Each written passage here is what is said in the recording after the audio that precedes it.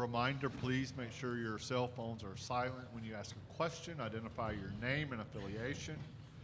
Auburn players we have are Alan Flanagan, Jalen Williams, and Zasper. Raise your hand and one of our mic people will get you a microphone. Right here. Hey there, guys. Just coming in last night. How was the travel for you guys? Not too far. How does that help you guys going into this weekend? It's gonna help a lot. You know, it's only like a 2-hour drive. You know, just it's gonna help us a lot. Like just having our fans, the family, just to be around. Like especially in the Alabama area. You know, just it's gonna feel like a home game in a way. So that's a great advantage. Was that question for all three? That's fine. Okay.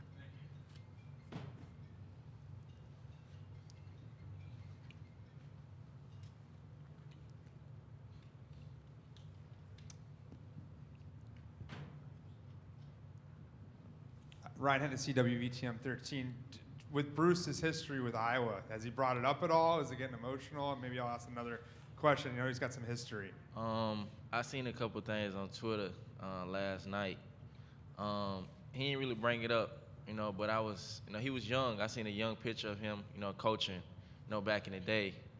I know BP is pretty excited, you know, just playing against Iowa, you know, with him having history with those guys, but, you know, he haven't really brought it up.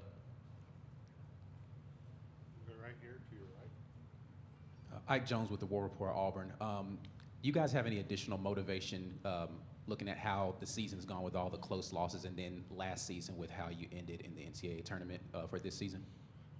Really just us trying to make a run in the tournament, trying to, you know, make history. That's what we come to Auburn for, is to make history. That's what our motto is. So just being here, just trying to win each game, just taking it game by game. In the very back.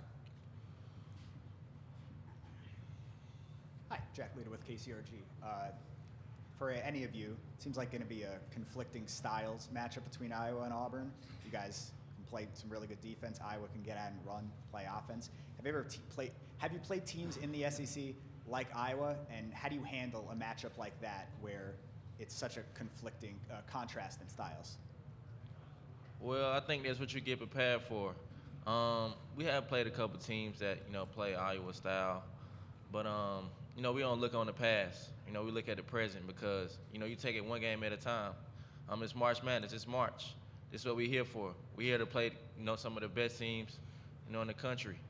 And, you know, that's what we have all week to prepare for. You know, Iowa's a great team. They can score the basketball in so many different ways, but, you know, BP put us in position. We come here to make history. We come here to make things happen. And, you know, one thing we want to do is win.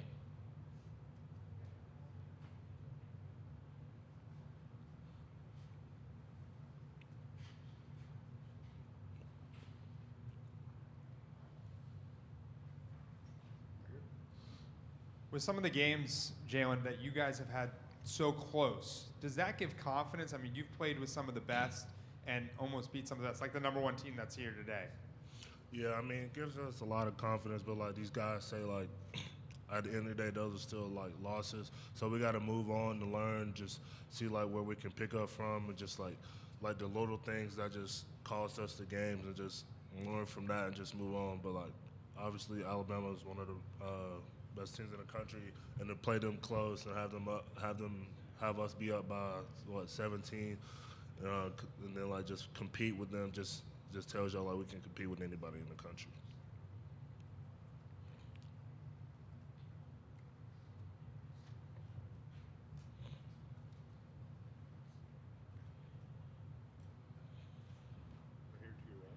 Hey guys, Jeff Spiegel, ABC 3340. I know, you guys are taught to think one game at a time and you don't look ahead in the brackets, but we all do.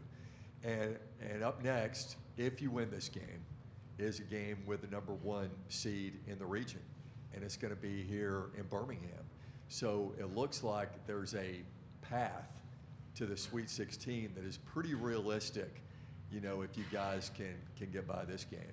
Could you talk about how exciting that possibility is, about if you win this game, to get a shot at the #1 seed? Well, I think that's what you get prepared for. Iowa's a great team. They can score the basketball in so many different ways, but, you know, one thing we want to do is win. Could you talk about how exciting that possibility is, about if you win this game, to get a shot at the #1 seed? You know, we really just focus on the present because we know how tough this could be. Just like we out here, we're in Birmingham, 2 hours away from Auburn. We take it one game at a time. We never look past. Everyone put their pants on the same, put their shoes on the same. So it's like, you got to prepare yourself for this one game only. We take it one at a time and, just keep fighting and keep climbing because you never know what could happen. It's March. But, looking at the path, there's some great teams in this path, and we're one of them. Okay, and for all three of you guys, talk about the jungle and the fan base and just how active they are and how, routed they are and how they can create a home court advantage for you this week. You'll take that question first. Okay. Well, I mean, the jungle, the fans, they travel. They travel well. When it's a close game or a far game, they're going to show up. They're going to show up deep. They're going to be loud, rowdy. It's going to feel just like it does in the jungle, night in, night out. We got the best fans in the country. I can't say nothing else, but I know our fans will be here this weekend, and I look forward to playing this game. This game is going to be special to me, special to our fans. I just know War Eagle fans will show up, and we'll be loud. Yeah, this selection Sunday, I just knew once we were selected to play in Birmingham that I just knew that all the students were probably looking at tickets right away and just knowing how loud the jungle is going to be like here and just supporting us, and they're always supporting us.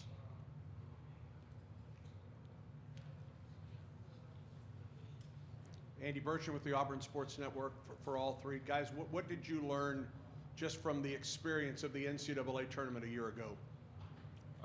Just that, anything can happen in March. It's called March Madness for a reason. Each game is going to be competitive. It's going to be great competition. All the teams in the tournament are tough to beat. And just, you got to bring it every night. Last year was, it was pretty interesting. It was a number 2 seed coming in with a lot of confidence, being one of the best teams in the country. I learned a lot because you can lose at any time, no matter what seed you are, no matter what your rank. So it's like a thing, you got to stay humble. Stay dedicated to the grind. Every game is a grind. It's like you climbing a mountain, to get to where you want to be, to get a goal, to win a championship.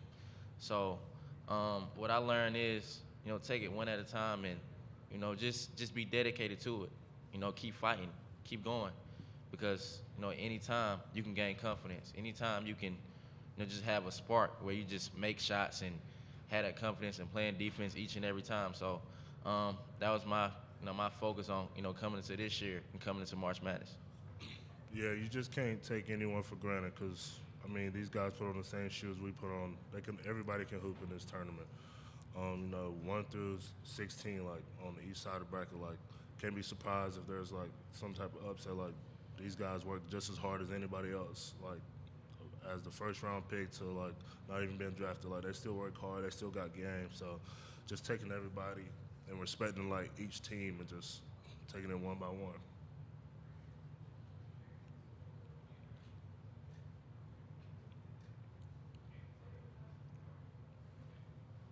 Any more questions? Okay, gentlemen, thank you.